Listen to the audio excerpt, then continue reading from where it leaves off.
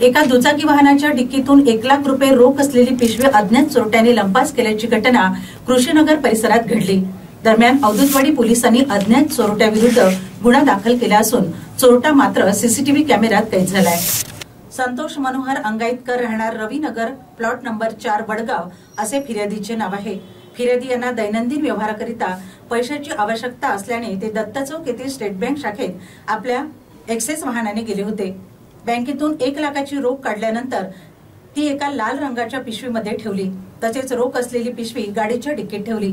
त्यानंतर ते आपल्या आजारी भावाची प्रकृती पाहण्यासाठी कृषीनगर येथे गेले।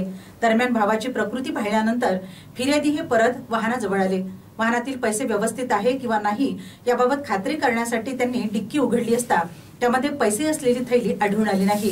त्यामुळे त्यांची भांबेरी उडाली। घटनेनंतर त्यांनी परिसरात चोरट्यांचा शोध घेण्याचा प्रयत्न केला। त्यानंतर ते थेट औदुतवाडी पोलीस ठाणे गाठून या प्रकरणी रितसर तक्रार दाखल करण्यात आली। त्यावरून पोलिसांनी अज्ञात चोरट्यांविरुद्ध गुन्हा दाखल केलाय।